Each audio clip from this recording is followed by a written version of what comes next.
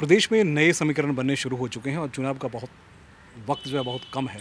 प्रदेश अध्यक्ष नए बना दिए गए, नई चुनौतियां, क्या समीकरण होगा, क्या तैयारी कैसी चल रही थी आपकी? 2023 में चुनाव है, सरकार बनानी है और इसके लिए युवा अध्यक्ष बनाए गए हैं।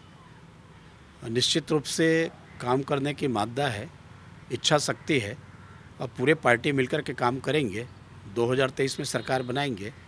जहाँ तक चुनौतियों की बात है तो स्वाभाविक रूप से हम अभी प्रतिपक्ष में हैं, बहुत सारी चुनौतियाँ भी हैं, लेकिन जो सरकार आई थी, जिस वादे को लेकर के आई थी और सरकार बनने के बाद में अपने वायदा वो भूल गई।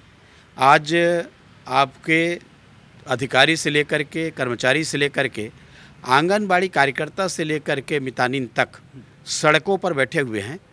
इन्होंने जो घोषणा की है 2 साल का बोनस देने का नहीं दिया गया। शराब बंद करना महत्वपूर्ण बात थी, शराबबंदी हुई नहीं बल्कि ऑनलाइन शुरू हो गया और इसके साथ में लगातार बेरोजगारी बढ़ती जा रही है।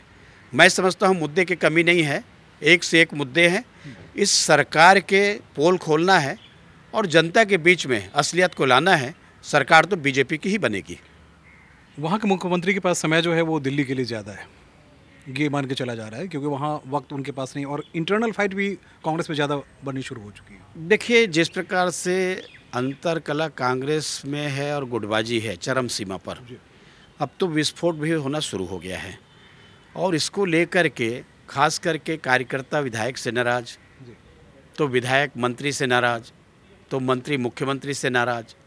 ऐसे ही लगभग संगठन की स्थिति है कि संगठन और सरकार सत्ता में जो तालमेल का अभाव, ये जनता के सामने स्पष्ट अब दिखाई देने लगी है। और कुल मिलाकर के जिस काम को लेकर के सरकार आई, जिस वादे को लेकर के सरकार आई, सरकार भटक गई है अपने वादे से और केवल दिखावे के लिए काम कर रही है। जो इनका विकास कार्य है धरातल पर नहीं है बल्कि होल्डिंग में लगा हुआ है। आज लगातार अपराध में वृद्धि हो रही है। एक दिन ऐसा नहीं है कि राजधानी में चाकूबाजी की घटना ना हो। रायपुर का नाम चाकूपुर हो गया है। अब लोग बोलने लगे हैं कि चाकूपुर है।